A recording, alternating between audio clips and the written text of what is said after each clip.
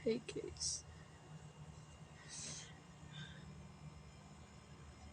So, yun nga.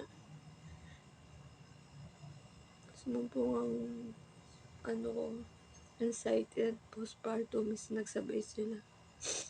So, bakit ba ako umiiyak? Alam niyo ba na iyak ng iyak si baby boy?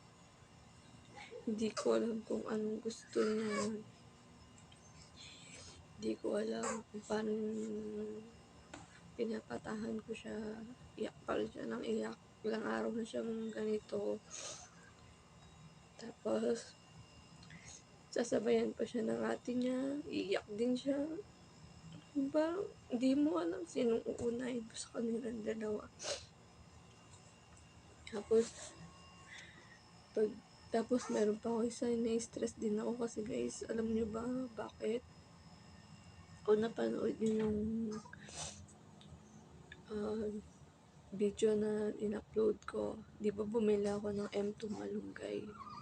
So, isa pa din na-stress ako doon kasi parang pawala na yung gatas ko kahit na pinapadedi ko naman si baby.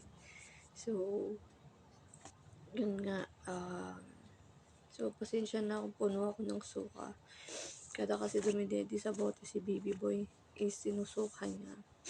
So, dumidedi siya sa akin, dumidedi din siya sa bote. Sobrang hirap talaga. Yung imbis na makakatipid ako sa gatas is parang napapagastos ako lalo kasi parang hindi niya gusto yung milk ko. So, isa din yung na-stress ako. Sobrang sakit ng ulo ko. So, ilang araw na din ako walang tulog. In-straight ni baby boy. So, 3 days na ako walang tulog kasi tininimat ako.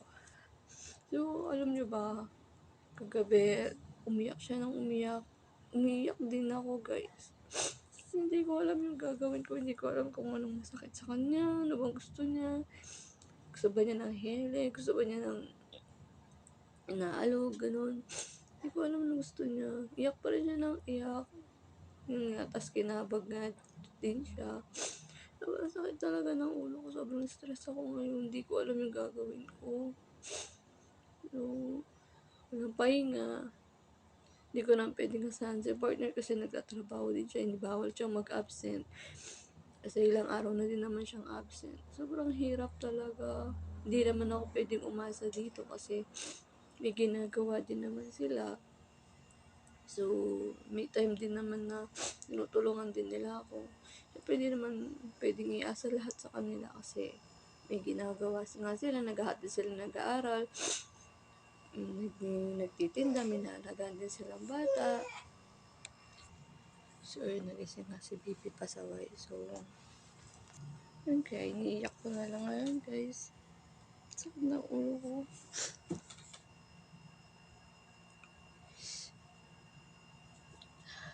Sakit talaga. Ang hirap ng sitwasyon na ganito. Kaya proud talaga ako sa ibang mga mami na kinakaya nila yung ganito.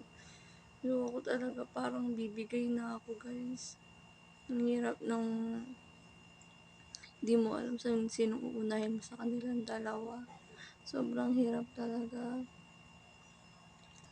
May part talaga na gusto mo na lang matulog yung hayaan sila pero hindi pwede. Kailangan mo pa rin silang alagaan. Kasi ikaw din naman yung hinahanap nila. Hindi naman nila hinahanap yung kapitbahay. Mama pa rin sila ng mama. So, hirap talaga ng ganito yung yung